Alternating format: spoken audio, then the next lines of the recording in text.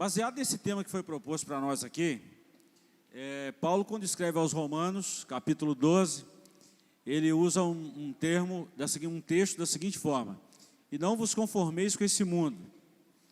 E o escritor também, aos Eclesiastes, o sábio Salomão, ele falou um texto muito interessante, que uma geração vai, uma geração vem, né? E essa geração que está indo tem um determinado ponto de vista, um ponto de equilíbrio, assim como a geração que está vindo também tem um ponto de vista, um ponto de equilíbrio diferente. Pensando nisso, nós propomos um tema, Claudinei nos propôs um tema, e nós vamos trabalhar uma reflexão cristã para os dias atuais, as confluências da geração X para a geração Z. Deixa eu explicar o que é isso. O ponto de confluência de uma geração aí passada, uma geração aí que trouxe a igreja até aqui, e um ponto de vista de nós, os mais jovens, que vamos continuar o legado que a igreja, que os pastores trouxeram até aqui. Então, baseado nisso aqui, nós vamos trabalhar 4 subtópicos, ou 4 subtemas: relativismo moral e religioso, banalização da sexualidade, o perigo das redes sociais e o coletivismo mundano e secular. Então, dentro disso aí, nós vamos discorrer o primeiro tópico, que é o relativismo moral e religioso. Só para vocês terem uma ideia, o que é esse relativismo moral e religioso? É uma das maiores distorções desse século, que é o relativismo. Apregoado nas escolas, faculdades, divulgado de forma subliminar nos diversos programas de televisão, tentando passar a ideia que não existem verdades absolutas, que aquilo que é verdade para uma pessoa pode não ser verdade para outra. O grande problema é que esse pensamento não tem sentido no mundo real, pois basta olharmos ao nosso redor e veremos que, sem uma definição real das coisas, jamais poderemos viver em comunidade. Irmãos, o que é esse relativismo? O que é problema para um pode se adequar a outro. Pastor Paulino, vou direcionar essa primeira pergunta ao senhor. Como é que a geração passada via, né? Quando eu falo de geração passada, irmão, nós não estamos usando o termo pejorativo dos mais velhos, né, professor? Nós estamos falando de uma geração que aprendeu com os nossos pais, com os nossos avós, e que hoje está tendo uma dificuldade nessa transição. Então, minha pergunta é, pastor, como que a geração do senhor, como que a igreja, vamos falar 20, 30 anos atrás, trabalhava esse relativismo, e como que a igreja ensinava nesses primórdios aí das Assembleias de Deus? É o seguinte,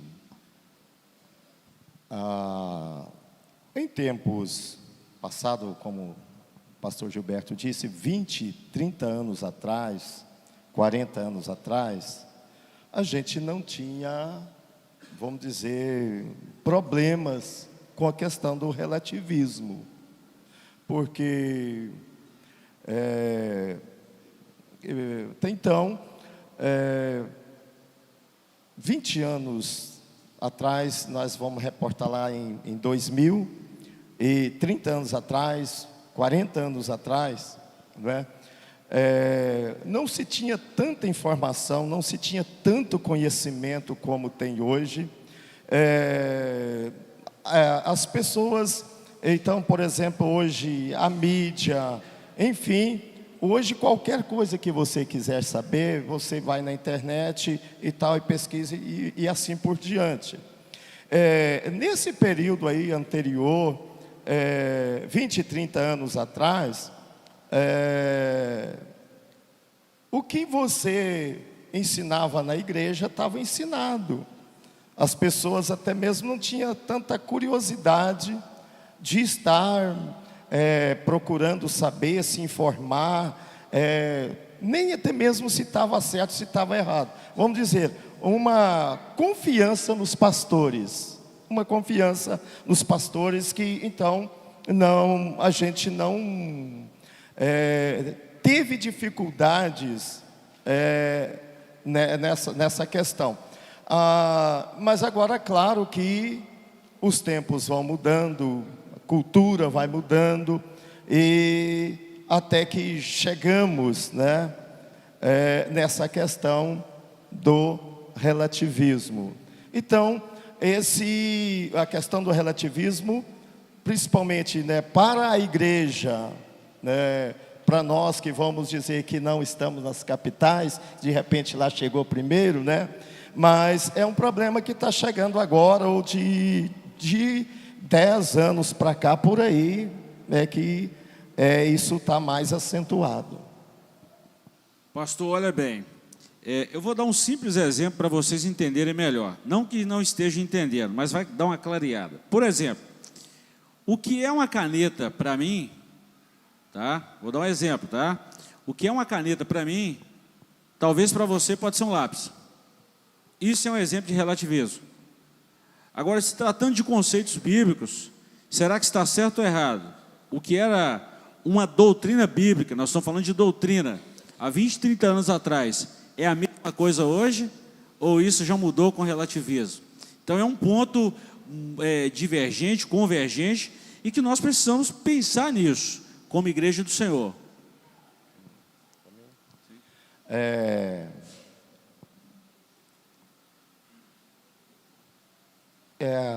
A doutrina, a gente sabe, a doutrina não muda, a doutrina não mudou, mas com o relativismo hoje, nós estamos correndo o risco de até mesmo, né, a doutrina, né, que está na palavra de Deus, vamos dizer, para o que é pecado, mas hoje nós temos aí aquela questão seguinte que tem chegado, vamos dizer, até na igreja: ah não, mas se isso aí te satisfaz, se isso te dá prazer, então é pecado para mim, mas para aquela pessoa que está defendendo isso, para ele não é pecado, né? Então, embora a gente saiba que a doutrina não muda, em qualquer tempo doutrina é doutrina, mas nesse relativismo as pessoas estão tentando ou estão mudando até mesmo questão doutrinária. Que é um problema, né? Um problema seríssimo para a igreja. Então tá bom. Então nós vamos abrir um espaço agora de talvez 2 minutos aí, se porventura alguém tem uma pergunta voltada para esse tema. Se alguém tiver uma pergunta, pode dar um sinal com a mão e a gente leva o microfone até aí. Se alguém tiver uma pergunta voltada para esse tema, o momento é agora, sobre esse relativismo. Alguém quer fazer alguma pergunta? Por favor, fala o nome, ok? E faça a sua pergunta. Gente, a paz, meu nome é Laura. Fica em pé? Ai, meu Deus. Na verdade, pastor, eu queria fazer uma complementação, talvez, e ouvir a opinião se está coerente o meu pensamento, sobre o relativismo, né? Nessa questão que você falou sobre, isso para mim é uma caneta e para outra pessoa pode ser um lápis.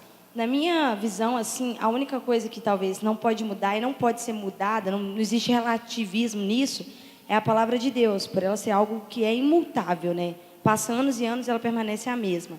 Mas em algumas áreas mesmo, você vê que pessoas diferentes pensam muito diferente de você. Tem também aquela questão de cultura, que para a gente aqui vê uma coisa que para a gente considerável pecado, para outro lugar pode ser que não. Então, para mim, é mais ou menos isso, assim, sabe? A única coisa que é imutável mesmo seja sempre a palavra de Deus, que é a própria doutrina. Então tá, pastor Anacleta, eu vou fazer uma pergunta para o senhor direcionado sobre isso que ela falou. Com relação a essa imutabilidade da palavra de Deus, como é que nós vemos isso? Porque hoje, com tantas versões da Bíblia, com tantas igrejas, né? Vamos falar assim, nesse neopentecostalismo que estamos vivendo, há uma pregação, professor Joás, da supergraça. Como é que nós vemos isso de acordo com a palavra de Deus, que a Bíblia não tem variação? Como é que nós enxergamos isso então em relação ao relativismo? Tudo bem, a paz do Senhor para todos. Talvez eu seja o único que precisa me apresentar aqui, né? Pastor Paulinho não precisa disso, Gilberto, Jorge já esteve aqui participando, e eu tenho vindo pouco a São João do Oriente. E eu dou graças a Deus por estar aqui entre vocês, porque eu conheci a igreja lá de 1975 e conheço a igreja de hoje. Eu não sou um saudosismo, um pastor preso ao passado, com saudosismo e achando que a igreja vai voltar. Mas eu acho que a igreja de hoje, principalmente a geração jovem, eu vou definir em poucas palavras o que é, na minha visão, essa questão do relativismo em relação à nossa crença, à Assembleia de Deus e tal. Primeiro a gente tem que definir o que é doutrina bíblica fundamental, porque senão a gente vai ficar perdendo foco e discutindo coisas que nós nunca vamos chegar a lugar nenhum. Doutrina bíblica fundamental, na visão da irmã e na minha visão também, ela é imutável. Ninguém pode mudar uma doutrina bíblica, porque nem Deus está interessado em mudá-la. Deus já deixou ela registrada. Então nós vivemos uma geração que precisa definir o que é doutrina bíblica fundamental. Aí você vai para o outro lado, porque a nossa igreja talvez seja a Assembleia de Deus, a igreja mais ligada a isso. Costumes bíblicos, ou costume da igreja. Aí você define costume também com poucas palavras, porque costume, na minha visão, ele é local e temporário. Costume, ele é local e ele é temporário. Ele é local porque cada lugar tem o seu, e ele é temporário porque ele muda com o tempo. Agora, eu nunca vi uma coisa mais triste, e eu vou confessar isso a vocês, porque eu vivi isso na pele, eu nunca vi uma coisa mais triste do que um costume sendo mudado por decreto, que também não funciona. A partir de hoje, está liberado, é loucura, porque a igreja se perde, ela perde totalmente a identidade. Então, costume não se muda por decreto, costume se muda com o tempo. Eu sou um pastor inteligente, se eu não quero mais ficar disciplinando a irmã porque cortou a ponta do cabelo, eu vou deixando. E elas vão se adaptando. Quando chega o número maior do que a metade, é porque as irmãs são maioria, então ninguém vai lutar contra a maioria, então deixa quieto. Esse é um pensamento que eu tenho, talvez, e eu não vou discordar dos meus companheiros aqui em nenhuma área. O pastor Gilberto é o pastor do Tempo Central, ele luta com problemas no Tempo Central que nós não temos em Dom Cavate. E às vezes alguém diz, a igreja central é um número de gente metido, que não sei o quê, nem vou lá, porque lá já abriu tudo, lá já não tem doutrina, porque o povo não sabe definir o que é costume, bons costumes, ou costume da igreja com doutrina bíblica fundamental.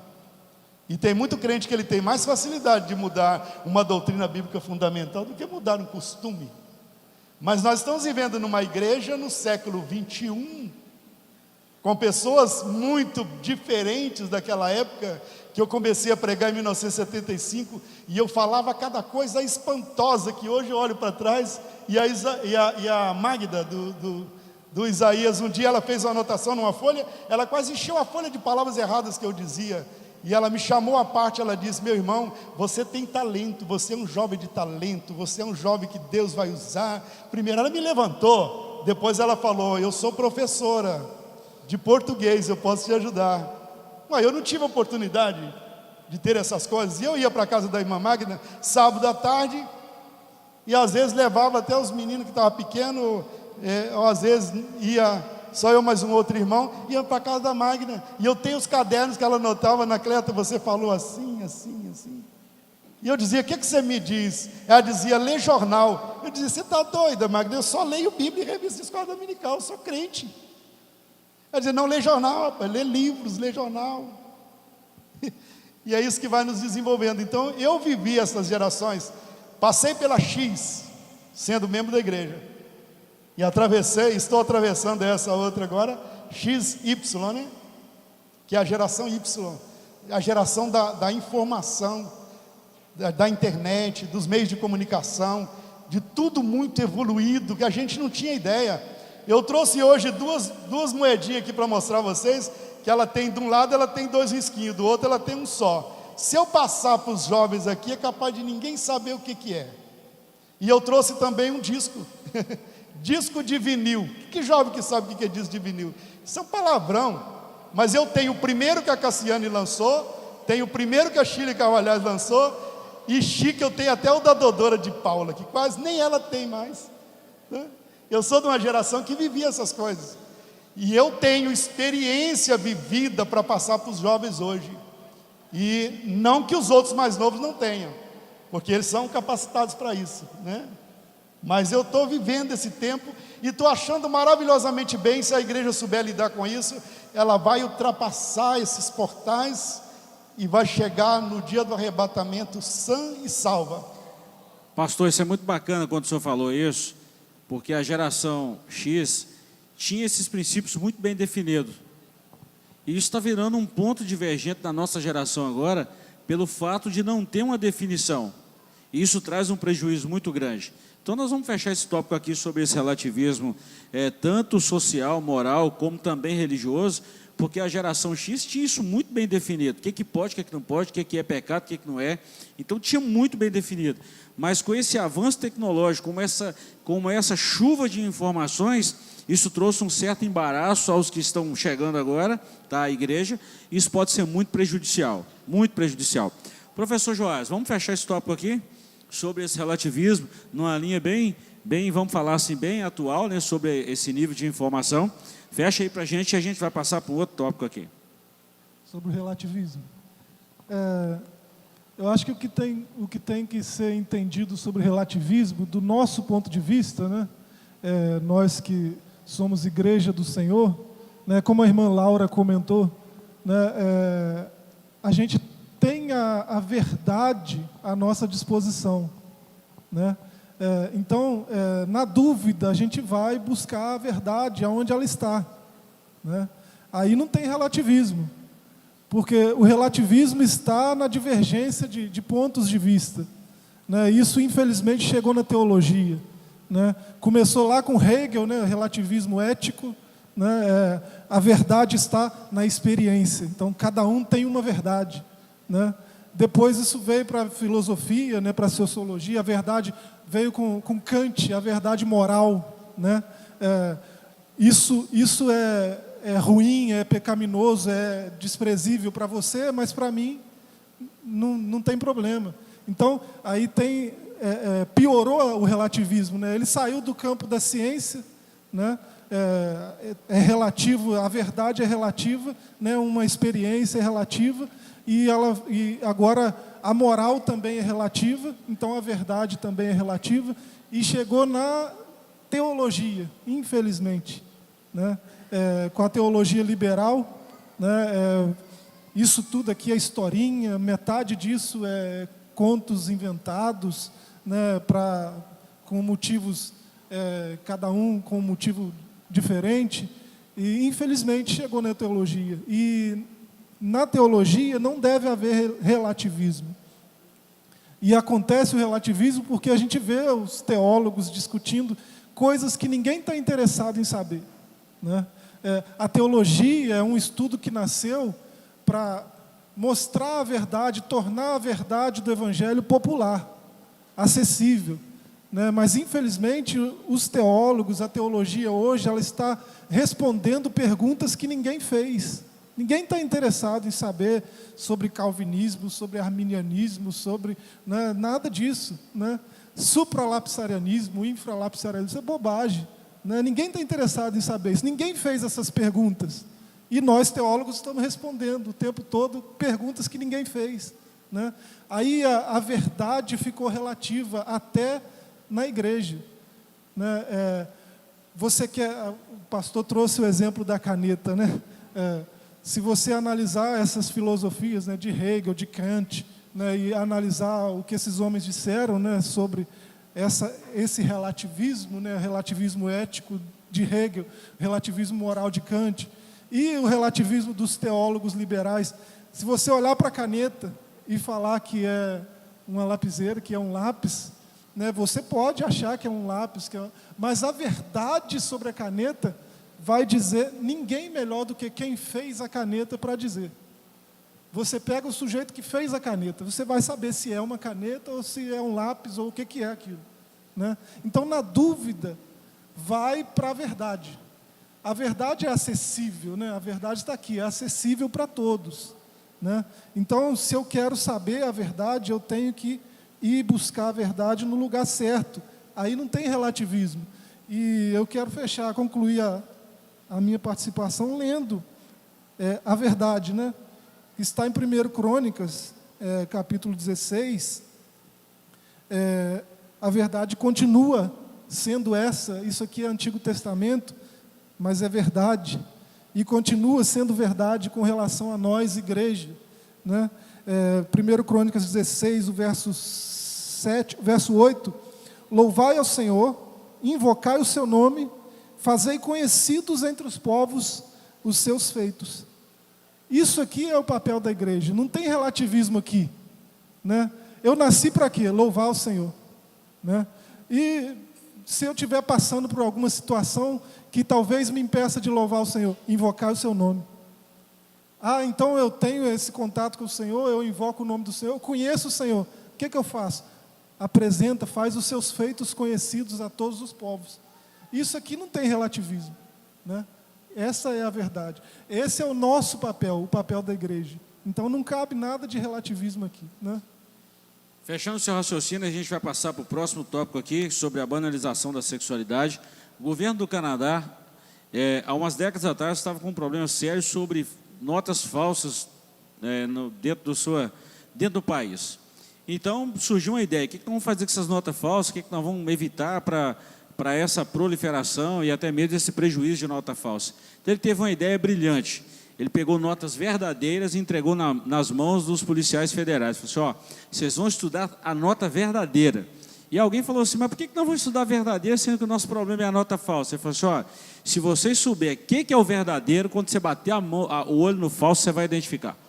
Pronto, isso é uma resposta ao relativismo. Quando você conhecer a verdade, você sabe o que pode e o que não pode. Ok? Vamos lá. Sobre a banalização da sexualidade. A sexualidade atual, através desses agentes de mudança social, está cada vez... Só lembrar que a irmã fez a pergunta, ver se ela ficou satisfeita com as respostas. Respondeu sua pergunta, Laura. Na verdade, você fez mais uma colocação, né? Bacana, bacana. Obrigado, pastor Anacleto. Obrigado. Sem problema, pastor. Sobre a banalização da sexualidade. Nós estamos vivendo uma sociedade que essa sociedade é um agente atual dessa mudança social, tá? Então, isso, cada vez mais, essa sociedade está sexualizada. É um tabu para nós quando se fala de igreja, quando trata desse assunto na igreja. Só que se nós não pararmos e educarmos a igreja, os nossos filhos, eu tenho 2 filhas, se a gente não parar e educar, pode ser que eles acabam sendo educados pelas escolas, por professores ímpios, por pessoas descompromissadas com a verdade, e acaba trazendo um prejuízo. A minha pergunta hoje nós estamos vivendo um mundo numa sociedade, onde se a gente falar algo contrário, nós somos homofóbicos, nós somos radicais, a igreja é um pejorativo, é criticada, enfim. Mas nós entendemos e aprendemos pela palavra, pastor Anacleto, que isso também é uma coisa que fere a palavra de Deus. Vamos falar 2 coisas então. Pastor Anacleto, o senhor vai me falar como é que a geração do senhor, como é que a igreja 20, 30 anos atrás via esse problema, e depois o pastor Paulino faz um respaldo para a gente, como que nós estamos encarando esse problema hoje com a juventude. Muito bem, eu acabei declarando aqui de onde eu vim, né? E eu acho que a nossa geração perdeu muito. E quando eu li hoje ainda, porque foi hoje que o Joás me passou, já estava no meu celular, mas como eu sou da geração passada, eu custo descobrir. Por isso que eu trouxe uma pasta aqui, cheia de papel aqui, porque eu sou da geração passada, que depende ainda dessas coisas, né? Não tenho tudo aqui na mente gravado, como Gilberto, Joás, o pastor Paulino tem. Então eu sou daquela geração que depende ainda dessas coisas. E às vezes depende do óculos também, porque não enxerga. Mas olha só, eu acho que a nossa geração de hoje perdeu muito. Porque a geração dos anos 70, principalmente na igreja, era uma coisa bonita, com todas as proibições que havia. Mas era uma geração diferente na igreja e no mundo. De 1975, a gente olhava para 1910, ou 1911, quando começou a Assembleia de Deus. E a gente ainda dizia assim: será que eles podiam ser melhor do que está sendo hoje, era a pergunta que a gente fazia. A gente não ficava assim, vamos voltar em 1911, não. Mas hoje você sabe que tem muita gente cansado com essa banalização da sexualidade. E eu digo que tem muita gente cansada porque isso ficou sem graça. Eu acho que essa geração perdeu o encanto do romantismo, né?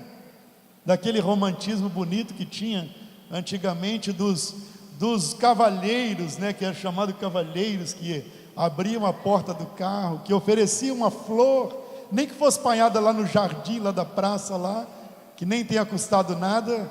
Eu acho que a nossa geração perdeu essas coisas. Hoje estão levando tudo aos atropelos. Os nossos jovens hoje estão sendo massacrados com essa mídia podre que tem. Nossos jovens estão sendo massacrados. O celular tornou o mundo inteiro acessível a todo mundo. E isso com a facilidade, né, com a velocidade de um raio. Você tem todas as informações que você quiser num pulo só. Mas às vezes eu olho e penso que essa geração, quanto mais informação, parece que está ficando pior. Não sei se essa informação toda está ajudando até mesmo a igreja a evitar certos problemas. Eu estou fazendo palestra para casais, e eu faço isso há 40 anos, estou fazendo agora, com 42 anos de casado, eu estou fazendo palestra para casais desde quando eu tinha 2 anos de casado. Então hoje eu estou ensinando com as mesmas apostilas que eu usava há 40 anos atrás. Alguém vai dizer, mas pastor, é muito quadrado. Não é nada bobo. Se você pegar uma apostila daquela, você vai ver o que é o modelo de namoro, noivado, casamento bíblico. Porque eu ensino o que é um modelo bíblico. O modelo bíblico é um pouco diferente dessas coisas que nós estamos vendo hoje. E é um pouco assustador, né? E eu acho que essa colocação aqui da banalização da sexualidade é uma mensagem forte.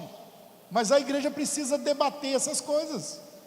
A igreja precisa entrar nessas questões com mais profundidade, junto com os jovens, porque nós estamos vendo na igreja, e as pesquisas que fizeram agora de 2015 e 2016, que são as últimas pesquisas do IBOP nessa área, ela demonstrou que na igreja não tem diferença do número de problemas nessas áreas entre a igreja e o mundo, não. Mesma coisa que acontece lá, acontece cá, em proporções iguais, porque eles analisaram o número de evangélicos e analisou que as proporções são iguais, em divórcios, em gravidez precoce, nessas coisas todas que nós temos pavor de discuti-las.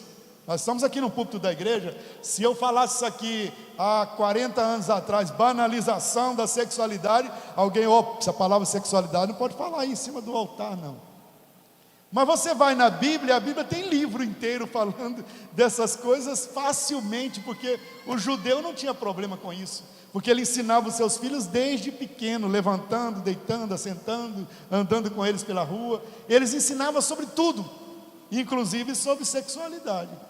Pastor, só complementando o que o senhor está falando aí. Eu já encerrei, eu acho que estou. Não, de jeito nenhum. Estou só complementando as suas palavras aqui. Não, uma coisa assim que muita gente é um tabu que precisa ser quebrado, porque em algumas doutrinas, né?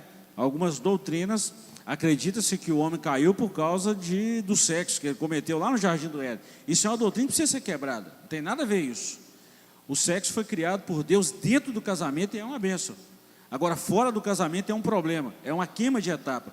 E os nossos jovens precisam saber disso. Por que eu estou dizendo isso? Porque hoje, dentro do ensino fundamental, dentro do ensino médio, dentro de uma graduação, que são as faculdades, pregam isso com a maior naturalidade. Isso precisa ser combatido biblicamente. O sexo é uma bênção dentro do casamento. Fora dele pode ser uma maldição. Tudo isso que o senhor falou aí. Eu acho horrível uma mensagem que é passada hoje. Eu já encerrei, mas só lembrando aqui, que se um jovem disser assim, quantos anos você tem? Para outro jovem, ele diz, tem 16. Ele diz, você mora onde? Eu moro na casa dos meus pais. Parece que o mundo desaba. Olha, gente, parece que o mundo acabou, porque você mora com seus pais até hoje. Parece que a pessoa é única no planeta, né?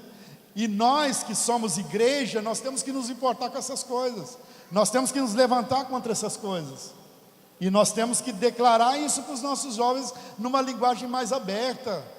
Eu acho que nós estamos com muito medo de expor e perder o jovem. de dizer para ele que os jovens do passado viviam vida santa e que hoje temos que viver a mesma coisa. E isso não é costume não, viu? Isso não é costume não. Essas coisas não estão na área do costume não. Essas coisas estão na área da doutrina bíblica. O pessoal falou de sexo fora do casamento. Como que ele é chamado biblicamente? Fornicação. Fornicação é pecado e fornicação pode levar a pessoa para o inferno. E a gente não fala isso com as pessoas. Eu faço noivado de vez em quando eu me atrevo. Eu digo assim: o que vocês pretendem com o noivado? Aí a pessoa diz: não, eu pretendo o noivado porque nós estamos querendo casar. E eu digo: o que você pensa sobre o casamento? Eu acho que é uma coisa boa. Eu digo: você não está querendo ficar noivo porque você quer uma porta mais aberta não, né? Porque se for uma porta aberta, você vai se dar mal. E eu falo isso. Hoje, graças a Deus, já criei minha filha. Quando ela ficou adolescente, eu entrei em pânico, eu quase fiquei doido. Eu tinha um quarto lá em casa que o jovenzinho chegava lá com aquelas vozinhas meia grossa. Eu venho pedir a sua filha. Eu falava: não precisa conversar grosso não, vem cá dentro do quartinho. Eu levava no quartinho à parte. Chegou um dia que a minha filha com 22 anos, ela falou: pai, eu não vou casar mais não, né? Só vai tratar de mim a vida inteira. Eu falei: por que, minha filha? Porque todo namorado que vem aqui se opõe para correr. Eu falei: vamos fazer um negócio, agora você é de maior, próximo namorado que você arranjar, não me apresenta não. Isso lá, muitos anos atrás. Ela já está com uns 20 anos de casada. Eu falei: não me apresenta não, a hora que você arranjar, deixa ela aí. Aí daí uns dias chegou o Robson, está lá sentado na sala. Minha casa tinha um corredor comprido, e eu passava para lá olhando para a parede, e voltava olhando para a parede para o outro lado. Aí passou uns dias, ela falou: o senhor já viu o rapaz sair na sala? Eu falei: ainda não vi não. Mas o que o senhor pensa? Ele pode conversar com o senhor? Eu falei: a hora que ele definir se ele quer uma coisa séria mesmo, de noivado, de casamento, ele fala comigo. Aí daí uns dias ele me chamou. Quando ele me chamou, meio trêmulo, que hoje ele não treme mais não, mas naquele dia ele tremeu. Eu estou aí namorando sua filha, o senhor já viu? Eu falei: você está namorando com a minha filha? Tá. E o que você pretende? Não, eu quero ficar noivo. Eu disse: você já comprou aliança? Ele disse: já comprei. Já estou com a aliança aí, está até aqui no meu bolso. Eu falei: semana que vem, nesse mesmo horário, nesse mesmo local, vocês vão ficar noivo então. Pronto, resolvi o problema. Graças a Deus, minha filha nunca me deu trabalho, nem precisava tanto, mas eu era tão bobo que não precisava tanto. Mas hoje, se os pais ficarem ausentes dessas situações, irmãos, não dá certo não. Deixa aí, meu filho é homem, ele vive a vida dele que ele quiser. As filhas dos outros lá que prendem as suas cabritinhas. Isso não é linguagem de um pai não, e mãe não. Pai e mãe tem que ter responsabilidade. É filho homem, é filha mulher, tem que saber o que eles querem da vida. Porque nós estamos vivendo uma geração que também não quer saber mais o que vai ser amanhã. Aí os jovens estão entrando numa aventura, por falta de preparo, né? Um dos últimos noivados que eu fui fazer, e eu falei: fala para mim, o seu pastor, o que vocês quiserem. Aí ninguém falou nada. A menina cutucou nele e falou assim: fala, o pastor está aí, fala com ele, aquele assunto que eu te falei. Aí eu falei assim: agora você vai falar, né? Que ela pediu, atende aí a sua noiva. Aí ele falou assim, aí ela falou: pastor, ele tem aí 50 contatos no celular, com uma trava no celular, toda vez que ele atende, ele sai de perto de mim. A hora que eu casar, eu não vou aguentar isso não, porque só tem contato de meninas das igrejas ao redor, tudo aí. Aí eu falei: você quer um casamento feliz? Você quer um casamento abençoado? Você quer um casamento de verdade? Senta hoje ainda com a sua noiva, e eu não vou acompanhar não, porque eu não sou bobo. Vou deixar na sua consciência. E se amanhã eu precisar de aconselhar casado, eu vou te lembrar que você foi teimoso. Senta hoje, apaga esses contatos todos, tira essa trava do celular, e de vez em quando você esquece o celular na casa dela, que é o melhor que você faz. Depois no outro dia você pega, e aí ela vai ver onde estão os seus contatos. Aí passou 3 dias, eu estou lá na igreja, ele está assim para mim, de vez em quando, pastor, aí terminou o culto, o pastor, está tudo certinho. Nós sentamos, choramos junto, foi uma maravilha, e Deus até quase nos renovou. Eu falei: graças a Deus. Está lá casado, feliz. Isso é muito bom. Bom, acho que eu estou intrometendo demais, eu vou parar. Está tranquilo, pastor, está tranquilo. esses debates, isso é muito bom. Eu acredito que estamos sendo edificados com a palavra de Deus através de conversas assim. Isso alcança assim, um conteúdo muito bacana. Alguma pergunta sobre esse assunto da banalização? Nós vamos ter uma pergunta, pastor Paulino vai responder, e depois a gente faz um fechamento e vamos para o último tópico do nosso debate. Alguma pergunta? Alguém quer perguntar? Uma jovem ali, por favor, fale o seu nome e faça a sua pergunta. A paz do Senhor a todos, meu nome é Camille e eu quero saber se, eu vou dar um exemplo. 2 jovens estão namorando, da Assembleia de Deus, sabe de todas as doutrinas, sabe de todas as coisas e acontecem deles caírem no pecado, que é a fornicação. E muitas pessoas falam que quando faz as coisas antes do casamento, o casamento, quando casa, é amaldiçoado. E aí eu queria saber se é verdade, se fica amaldiçoado. Tipo assim, eles saíram da igreja, fizeram coisa errada e voltaram e realmente arrependeram e estão em comunhão. E eu queria saber, tipo assim, se o casamento vai ser amaldiçoado, se vai ser abençoado, como que vai ser?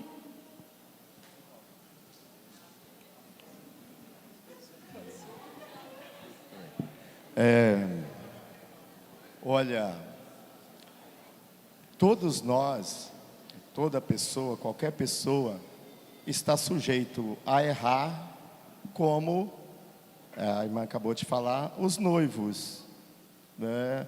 Não vigiou, vacilou e pecaram. Se estão na igreja, até a irmã ainda disse assim, que aí saiu da igreja, depois voltou. Eu acho que nem precisa desse processo, sair da igreja, casar lá e depois voltar. Não, errou, procura o pastor da igreja, vão tratar do assunto, vai aplicar a disciplina cabível e vão tocar a vida pela frente. Então, houve arrependimento, então tem perdão.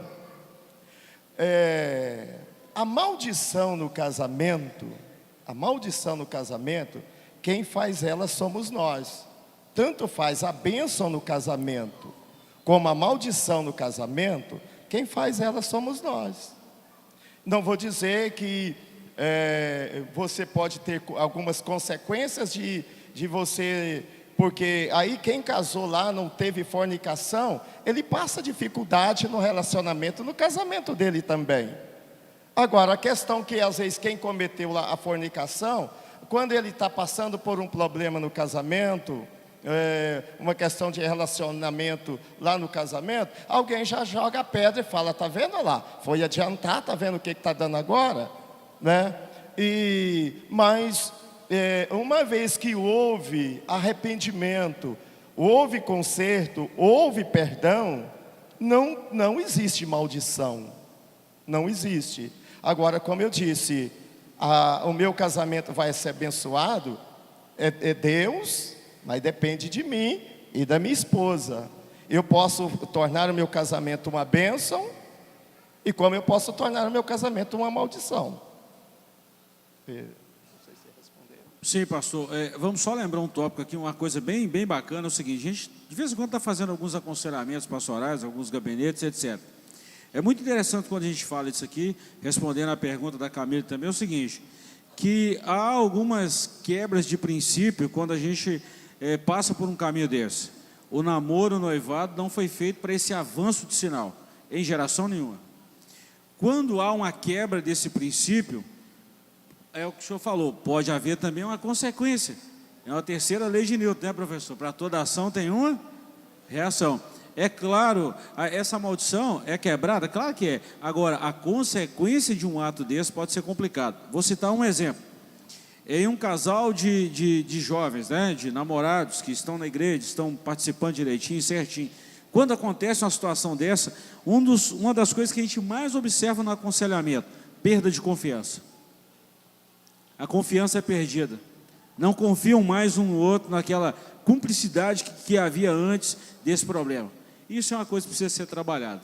Então, a recomendação é pé no freio, mão no freio de mão, não avance os sinais e vai segundo os princípios da palavra de Deus. Pode. Ainda dentro dessa questão, banalização de sexualidade também. Então,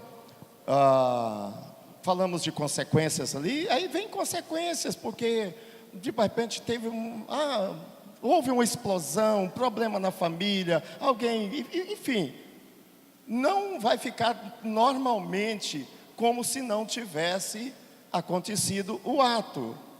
Mas são coisas que são trabalhadas e que pode você ter um casamento abençoado, uma família abençoada.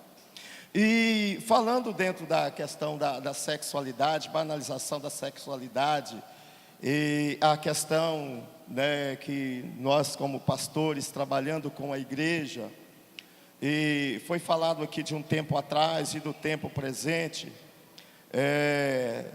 sempre me trouxe muita preocupação. Tá aqui a mocidade, outros estão casados, aqui vários estão casados, e sabe o tanto que eu falei com vocês sobre isso, né? O tanto que eu falei, que eu, né, recomendei, ensinei, né?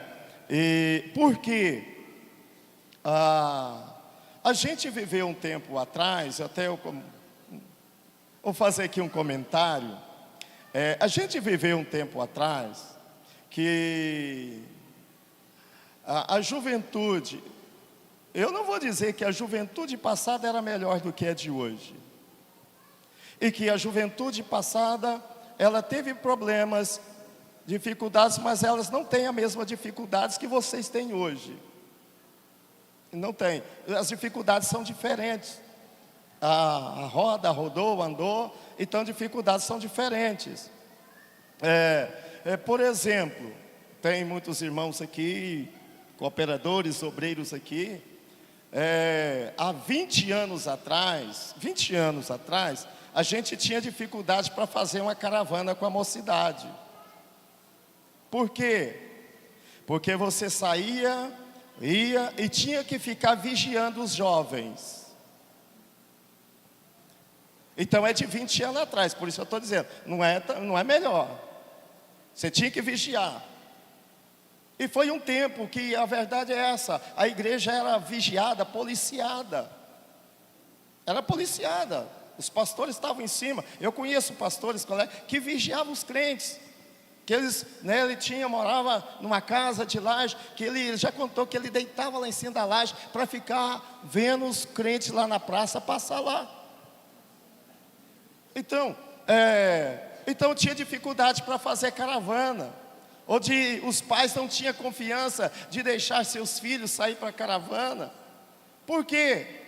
Porque chegava lá, jovem de um lado, de uma cidade, de outra, e era uma oportunidade que eles aproveitavam para namorar, às vezes para correr lá para trás do ônibus, né? Lá e abraçar, beijar e fazer, né? Só que hoje você não tem mais essa dificuldade. Hoje você não tem.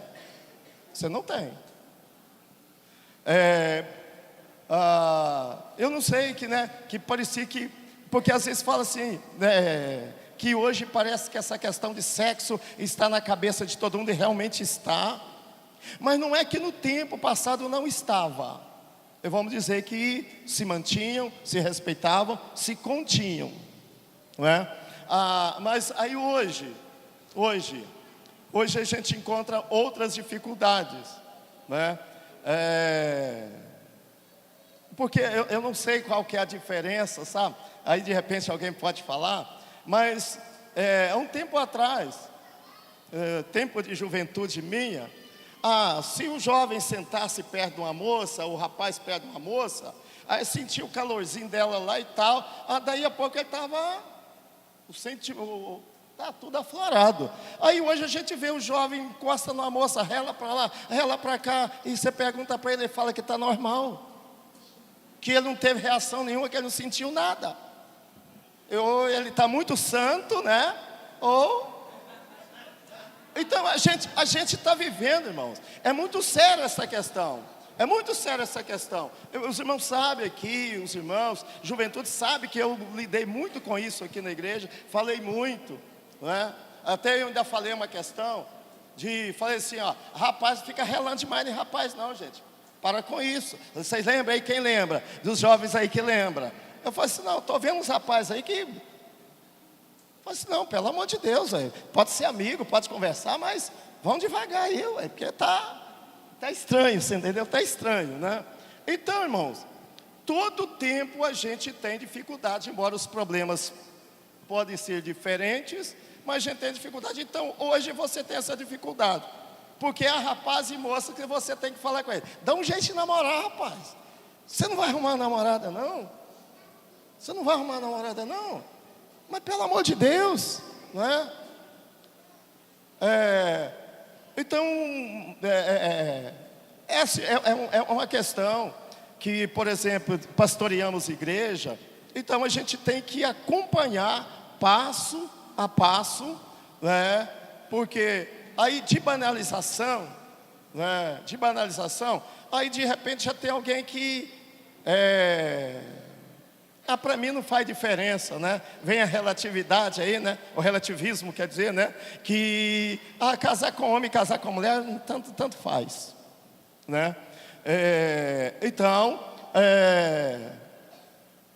são situações que vocês como jovens, né? Igreja de um modo geral, como jovens, é claro, pé no freio, busca na palavra de Deus, viva a palavra de Deus, oração, jejum e comunhão com Deus, né? Porque é isso que resolve. E claro, aprenda a fazer a coisa certa. Pastor Anacleto, o senhor queria completar? É só citar 2 versículos bíblicos, porque isso aqui é um dilema. Porque é muito bom esses conselhos que nós estamos dando para quem nunca caiu nesse laço, né? Para quem já caiu com o apelo que tem hoje nessa área, e a pessoa se acomodar nesse erro, aí ele pode levar para o casamento muito problema. E eu tenho 2 versículos bíblicos que valem para qualquer geração, né? Não importa qual geração. Se alguém pergunta, e daí, pastor, eu já caí. Mas você já caiu? Então vai lá para Apocalipse 19, aquele versículo maravilhoso que diz, 21, 19, né? E diz, bem-aventurados que lavam a vestidura no sangue do Cordeiro, para que tenham direito à árvore da vida e possam entrar na cidade pelas portas. Eu acho que o casal de namorado que cai num erro desse, se eles pretendem viver junto um casamento, eles precisam fazer um acerto com Deus. Não estou nem falando de falar com o pastor, porque às vezes nem falam, mas eles precisam sentar e dizer, nós fizemos algo errado, algo horrível, vamos consertar isso como? O que fazer com esse peso que nós vamos levar para o nosso casamento? Vamos ajoelhar, vamos pedir perdão a Deus, vamos esperar o casamento para a gente continuar com essa festa, porque isso tem recuperação. Não quer dizer que a pessoa que caiu ali nunca mais vai levantar, não, né? Tem conserto. E o outro versículo bíblico, além do Apocalipse, que bem-aventurados que lavam a vestidura, é aquele que confessa a sua falta e deixa, alcança misericórdia. Então, não é porque é jovem, vou levar isso para lá e a gente casa, vê se vai dar certo, e às vezes não dá por causa disso, porque já leva um motivo de desconfiança, não maldição. Isso não vai gerar automaticamente a maldição, vai gerar dificuldades no casamento. Então é melhor zerar antes. Verdade. Eu li um livro um tempo atrás sobre relacionamento, eu leio muito sobre casamento, sobre relacionamento, desde de solteiro. E um livro que eu li muito interessante é o seguinte, que o divórcio começa no namoro. Então, se queima uma etapa no namoro, se queima uma etapa no noivado, pode saber que o casamento vai ser problemático, se não houver um conserto. Camille, ok? Respondeu? Pessoal, nós vamos para o último tópico aqui, vai ser bem rápido, nosso tempo já findou. E nós vamos falar, professor Joás, eu vou direcionar você agora sobre o perigo das redes sociais. Vamos falar aqui o pastor Paulino, o pastor Anacleto, eu quase me encaixo nessa geração também, né? Pelo fato assim de, um dia um amigo brincou comigo e falou o seguinte, rapaz, nosso grupo do WhatsApp um tempo atrás era calçada. Eu custei entender aquilo. Porque não tinha telefone, não tinha essas mídias sociais igual temos hoje.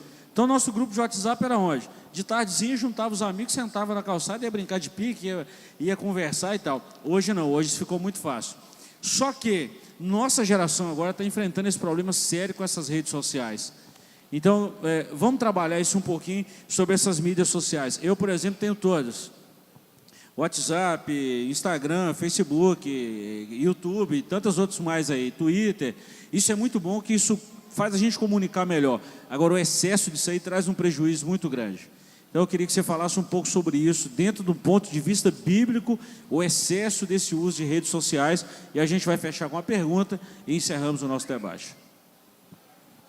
Dentro do que a gente está falando, né, desde o começo sobre relativismo, sobre tudo, né, as gerações, não são todas essas gerações que a gente comentou até agora que lidaram com redes sociais, né, que sabem lidar com as redes sociais, né, com a internet e tudo. A internet é um fenômeno novo, né, tem 20 anos. Né, a geração X, lá de 46 até 60, né, tinha intranet na época, mas a internet estava longe de chegar. Né, veio geração Y até os anos 80, até 1980, né, também a internet era um embrião ainda. Né, é só a geração Z para frente, né, até os alfa hoje, né, que os alfas são nativos digitais. Né, os alfa, a minha filha de 3 anos, ela entra no Play Store, baixa os joguinhos que ela quer, aprende sozinha a jogar os joguinhos, e se tiver algum que ela não gostou, ela desinstala. Né? Tem 3 anos, né? Nativa digital. Não é o caso da gente. Eu sou millennial, né? 1980, geração Z. Então, a gente aprendeu a lidar com as redes sociais. Agora, as gerações mais antigas, né, nem tanto, né? Não lidam tão bem assim com redes sociais. Agora, o problema será a rede social? Eu penso que não. Né? Um crente pode ter Instagram, Twitter, WhatsApp, Telegram, né? Até aquelas redes mortas, né? Pode ter LinkedIn, né? Não tem problema. Cabe evangelho em qualquer lugar dessas mídias. Né? O evangelho encontra lugar em qualquer uma dessas mídias. É lógico que deixa à parte, né, algumas situações que você for entrar em certos debates, em algumas dessas mídias, você é praticamente deixar de lado, excluído, coisas desse tipo. Mas, puxando lá, desde o começo da discussão, até o último ponto aí, né, essa banalização da sexualidade, e agora falar de mídia, né, a Bíblia fala de várias situações, né, onde essa banalização da sexualidade trouxe problemas.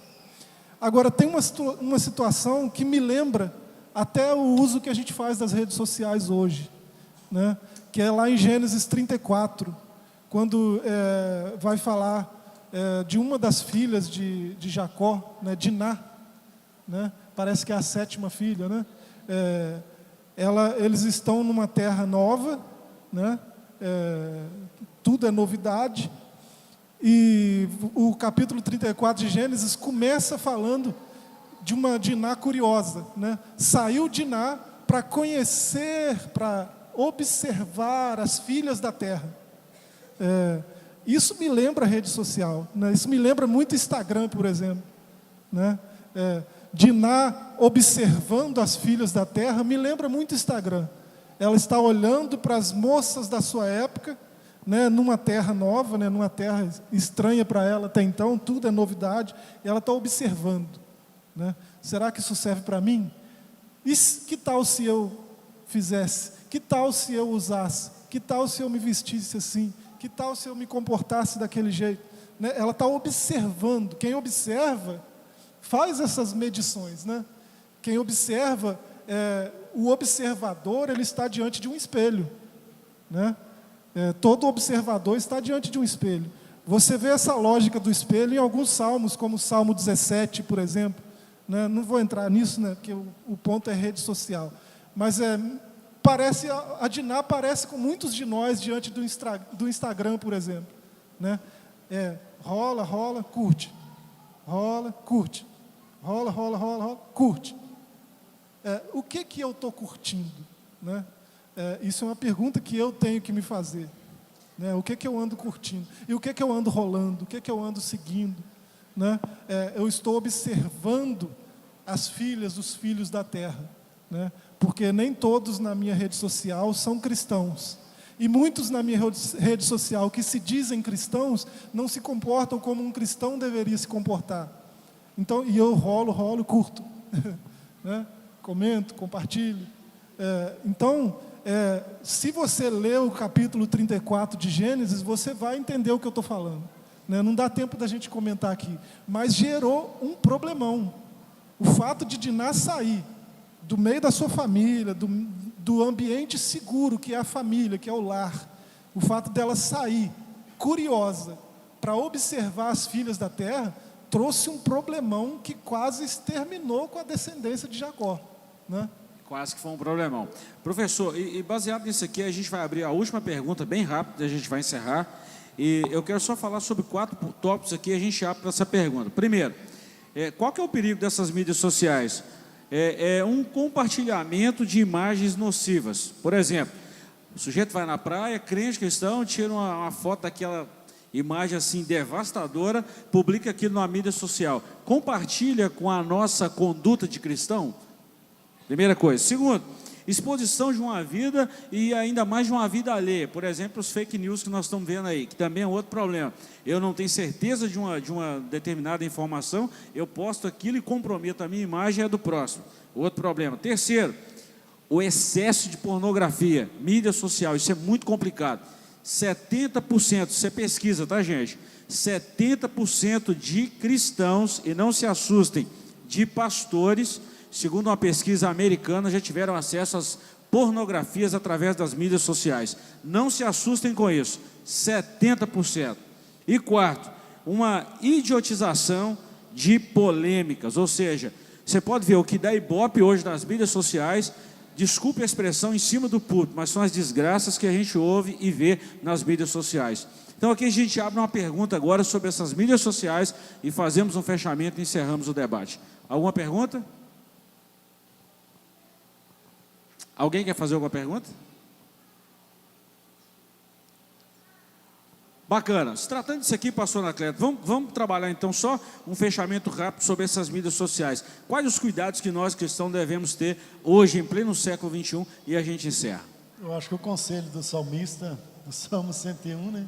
Não porei coisas más diante dos meus olhos, ainda continua valendo. E hoje, esses dias eu estava até falando com alguém, porque alguém me falou que me passou uma imagem de uma notícia dessa, de um compartilhamento, e disse assim que eu também teria que compartilhar. Eu não uso muito isso, mas minha esposa de vez em quando recebe e ela me pergunta: o que eu faço com isso? Eu digo: deleta. Porque senão você se torna um divulgador de mentiras. Isso que você falou aqui, fake news, é muito sério, porque o fake news evangélico está sendo levado para os tribunais de justiça também, viu? A gente pega uma notícia lá que não sabe o que é e leva para frente. Você pode cair, né, numa contradição nessa CPI aí das fake news, mas você pode cair também no tribunal divino, porque a Bíblia diz que aquele que ama e pratica a mentira. A pessoa me manda e diz assim: você é obrigado a passar para mais 10, mas eu não sei se é verdade. Então como é que eu vou passar para mais 10 e eu vou fazer mentiroso para mais 10 pessoas? E vou divulgar uma mentira para frente. Então, eu nunca divulguei nenhuma, graças a Deus. E eu vou continuar. Eu acho que eu já estou... Essa mídia para mim já está encerrando, porque o dia que eu fui mais empolgado assim, eu vou lá no Orkut, e o Orkut acabou. Aí agora que eu cheguei no WhatsApp, eu acho que já está quase acabando também. Já quase ninguém mais está querendo. Então eu estou no final da mídia. Mas o crente precisa ter cuidado com essas coisas, porque isso é perigoso demais. Pastor, nós estamos encerrando, nós vamos nos colocar de pé agora. Por favor, se coloque de pé comigo. E nós queremos orar ao Senhor. E quero agradecer de coração a todos vocês, Claudinei, pastor Sebastião, todos que nos deram essa oportunidade. E vai o nosso conselho para as mídias sociais. Muito cuidado com aquilo que você compartilha, a exposição da sua vida e uma série de coisas. como nós estamos nesse congresso Metanoia, que é uma mudança de pensamento, uma mudança de comportamento, está na hora da igreja mudar de postura com relação a essas mídias sociais e esses assuntos que nós comentamos aqui. São assuntos polêmicos? São, mas a ideia era trazer essa reflexão e para a gente mudar mesmo de comportamento e dizer assim, vamos dar um basta nisso, vamos parar com isso e vamos falar o que é bom, pregar o que é bom e rebater essas coisas ruins. Então a ideia é exatamente essa. Pastor Paulino, queria pedir ao senhor para orar com toda a igreja, principalmente para a juventude, para os jovens, para a igreja que está assim nessa atividade agora, para o senhor nos guardar e nos ajudar, para a gente manter esse legado que a geração X trouxe até aqui. Vamos orar, né, irmãos? Querido Deus, bondoso Pai, mais uma vez elevamos a Ti a nossa voz. Estamos agradecidos, Senhor, por tudo quanto o Senhor tem feito. Amado Deus e Pai, nós oramos este momento, oramos por essa mocidade, pela juventude, ó Pai, da Tua igreja, não somente aqui, mas em todos os lugares. Deus, que o Senhor continue guardando. Senhor, que o Espírito Santo continue tocando nos corações, levantando os jovens, Senhor, dando eles graça, sabedoria, entendimento, uma fome e uma sede pela Tua palavra. Ó Deus, para que eles possam levar a Tua igreja, levar a Tua palavra, o Evangelho, como uma geração tem trazido até agora, que eles possam também continuar, ó Deus, e que a Tua palavra não venha ter prejuízos, aleluia, que a Tua obra não venha a ser prejudicada, mas que o Senhor usa essa juventude, usa a Tua igreja, Pai, para que assim a Tua palavra seja ou continue anunciada. Amado Deus, abençoa assim o Teu povo, abençoa a Tua igreja, a mocidade, os seus pais, enfim, todos os familiares. Continua, Deus, guardando e dando vitória. Nós Te pedimos em nome de Jesus.